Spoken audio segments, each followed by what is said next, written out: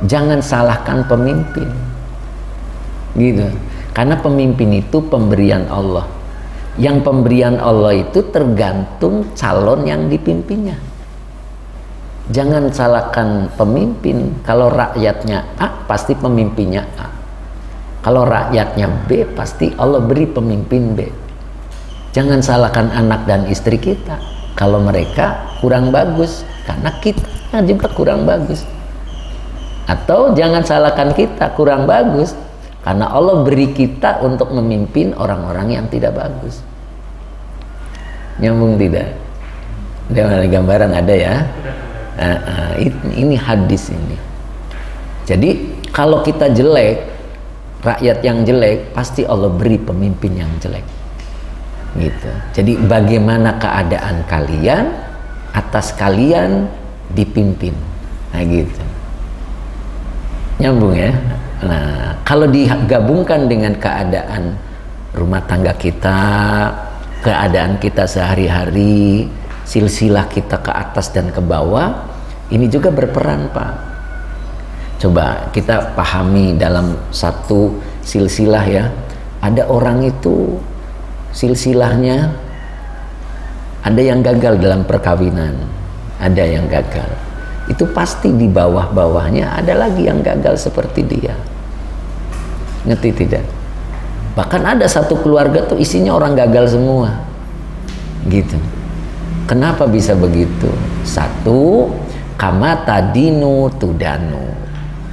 Kau lakukan pasti dibalas. Terus yang keduanya, kalimat yang tadi, jangan salahkan mereka, emang layaknya mereka seperti itu. Nah, makanya harus di-stop sama kita. Nyambung nggak saya ngomong? Paham nggak? Ada kan ya silsilah keluarga itu, oh si itu begitu gitu. Nanti kapan-kapan ada yang seperti itu di keluarga itu. Masih belum jelas saya ngomongnya. Apa diperjelas? Kalau diperjelas saya tentuin maksudnya. Tapi paham kan ya? Itu. Makanya dalam memilih jodoh itu lihat silsilah. Kalau silsilahnya buruk, pasti buruk. Gitu. Waduh, itu si itunya bibinya begitu gitu. Kalau keluarga saya masuk ke dia, berarti nanti ada calon yang seperti bibinya. Nah gitu. Itu gunanya memilih nasab. Gitu. Nah, kalau kadong sudah seperti itu, Bapak jangan ganti. Misalnya gitu, kan susunannya tuh ke atas, waduh ternyata ada yang gagal gitu. Jangan. Udah akhiri. Dia tutup sama kita itu. Tutup sama kita. Ditutup. Apa maksud ditutup? Kitalah yang baik, jaga keturunan kita biar nggak nyentuh ke atas, gitu. Ya makanya pemilihan jodoh kan 4 ya, dari 4 itu salah satunya ada nasab. Nah itu pentingnya memelihara nasab, ya pentingnya memelihara nasab. Makanya kita mulai dari diri kita. Jadilah kita yang baik untuk anak dan turunan kita. Pernah ada satu dialog antara PSK ya, PSK tahu Pak? Nah, antara PSK dengan calonnya, dengan calon pelanggannya. Terus calon pelanggannya tuh ngomong, sehari berapa kali Mbak? Gitu, 10. Kuat Mbak, kuat itu. Paling banyak, iya saya paling banyak melayani 10. Mbak punya anak perempuan nggak? Punya. Gimana kalau anak Mbak seperti Mbak? Oh, naudzubillah, dia bilang begitu kan. Naudzubillah, saya nggak mau. Nah, kalau dia tidak segera mengakhiri, keturunannya pasti ada. Gitu. Kalau tidak segera mengakhiri untuk berbuat baik. Nah, itulah yang disebut tadinu tudanu. Ya. Terus layak Allah beri seperti itu. Makanya kan ada kalau kuat gitu, jangan menikahi mereka. Iya kan? Kalau kuat, tapi kalau kesengsem ya lain masalah ya. Kalau kuat jangan nikahi mereka. Gitu. Nah itu menjaga, untuk menjaga. Takutnya dia nggak tobat. Tapi kalau udah tobat semuanya beres, Pak. Siapapun apapun kalau sudah tobat itu selesai. Kalau tobatnya diterima oleh Allah, karena Allah ganti semuanya. Yubaddilullahu sayyiatil hasanah, udah beres, pasti Allah ganti. Ya, kalau lihat itu kita nggak takut. Ya, nyambung. Coba lihat bawahnya lagi. A'malukum amalukum, a'malukum amalukum. Amal-amal kalian adalah amal kalian.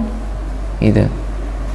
Al-haqqu azza wa jalla laisa bidzalamin lil abidi. Al-haqqu azza wa jalla berarti Allah. Laisa bidzalamin lil abidi. Dia, laisa itu fi'il loh, awas ya. Fi'il dia, fi'il madi tapi jamid. Nah, tidak ada susunan berikutnya. Ya, hanya beberapa. Laisa bidzalamin lil abidi. Tidaklah menzolimi. Itu pakai bi berarti dekat, bahwa Allah tuh tidak pernah, gitu maknanya. Ada bi di situ nongkrong, itu maknanya gitu. Laisa bidzalamin lil abid. Dia, Allah, tidak pernah menzolimi terhadap hambanya, gitu Pak.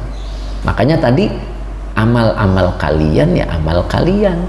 Allah Ta'ala, Allah Azza wa Jalla tidak pernah menzolimi hambanya. Ya. Kenapa tadi ada keturunan seperti itu? Ya, karena perbuatannya. Kalau tidak diakhiri terus berlanjut, keluarga kita masuk di situ ke bawah nanti. Nah, itu yang dimaksud. Makanya segera diputus. Ya. Makanya ada di Riyadholain itu putus ya, diputus, harus diputus.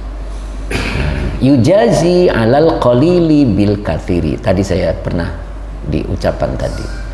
Ya. Hukum karma ada nggak di Islam? Tidak ada, tapi balasan itu ada. Yujazi alal qalili bil kathiri. Dia, Allah, akan membalas alal qalili, atas yang sedikit, bil kathiri, dengan yang banyak. Jadi kecil di dunia, besar di akhirat, gitu Pak. Baik ataupun buruk. Makanya Bapak jangan meremehkan perbuatan baik sekecil apapun. Bapak keluar dari sini ada batu, terus Bapak ambil, pinggirin, itu kan bukan perbuatan kecil. Nah, awas, itu batu itu yang dimaksud. Maksudnya penghalang Pak Adi, malah dibawain ke rumah itu mah. Buat bikin pondasi. Ya, batu yang menghalangi ya. Kita tiba-tiba tersandung, lalu biarinlah orang lain juga harus merasakan seperti saya, malah dipasang lagi ya, itu. Jadi enggak gitu. Jadi kecil di dunia, besar di akhirat itu. Makanya hati-hati tadi. As-sahihu la yusammihi fasidan. As-sahihu la yusammihi fasidan. Yang baik, yang bagus, la yusammihi fasidan. Allah tidak menamakannya yang rusak. Ya, yusammi itu fa'ilnya huwa. Jadi yang bagus, yang baik, dia, Allah, tidak akan menamakannya fasidan, yang rusak.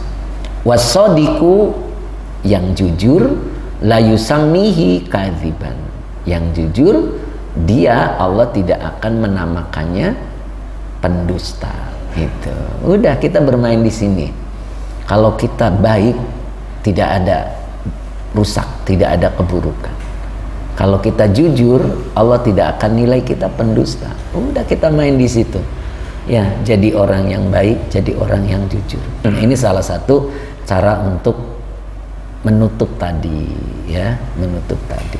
Monggo kita perhatikan Pak, di lingkungan kita, di keluarga kita, tetangga kita itu bisa terjadi seperti itu. Ya, makanya kita tutup.